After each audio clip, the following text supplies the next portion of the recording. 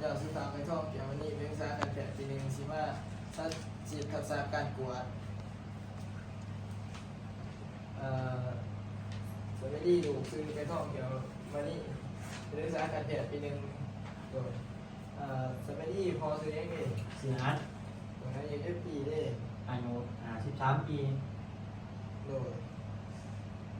วิวานได้ บานพง โอ้โหเป็นยังไงจังมากหัว มีอาการเจ็บนี่นะเด้อ โอ้โหเจ็บตอนได้ดิ ตอนเวลามันขึ้นชีพเลิกนี่นะเวลาอาบน้ำแล้ว โอ้ลักษณะอาเจ็บนี่เป็นเจ็บแบบไหน เจ็บแบบชีพปวดนี่นะเด้อแล้วก็มีอาการไข้นิดนึง โอ้เจ็บเถื่อเจ็บเป็นหน้าบ่รู้ว่าเจ็บเป็นอะไร แมน โอ้ยังว่าเราจะมาเจ็บ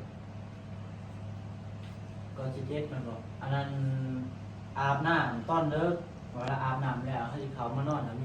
มีอาการเจ็บนะเด้อแบบเวลาเขานอนแล้วเขามาตูดพรมแล้วรู้สึกว่าอาการผ่อนคลายลงไปแล้วกันนั่นนะ โอ้ผ่านมาเคยเขาหมอหรือว่าตรวจสุขภาพยังมาก่อนหมอ บ่ โอ้เขาอนุญาตสอบประวัติส่วนตัวมีพยานประจำตัวหมอ บ่เคยมีหรือคนในครอบครัวผมมีใครมีหรือว่าผมมีใครมีพยานประจำตัว บ่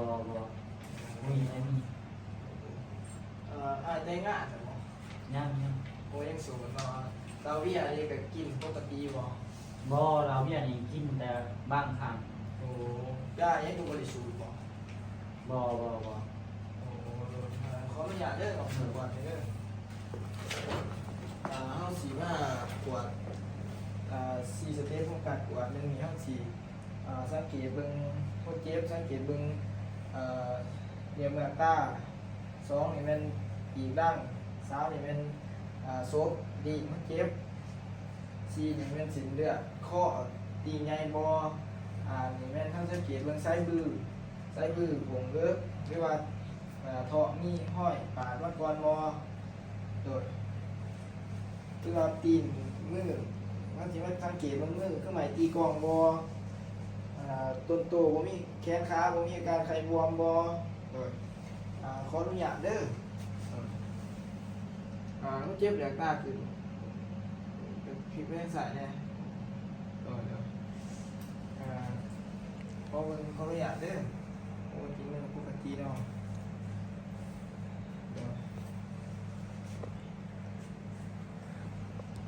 ให้สิมา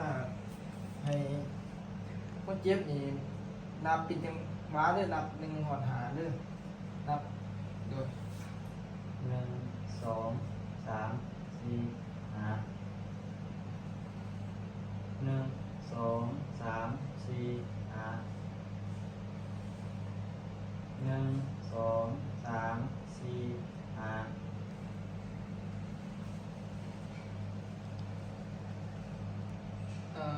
คนเจ็บนับโอ้หายใจเขาลึกๆแล้วก็อ้าปากเด้อ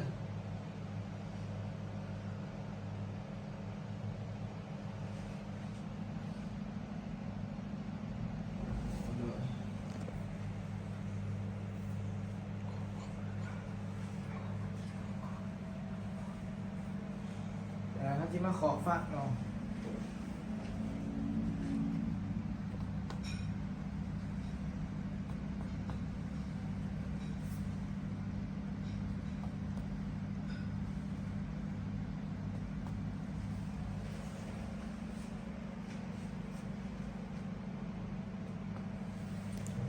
เขาจะมาฟังเป็นขอคนเจ็บเนาะที่ไหนคนเจ็บหายใจเขาเดินเด้อ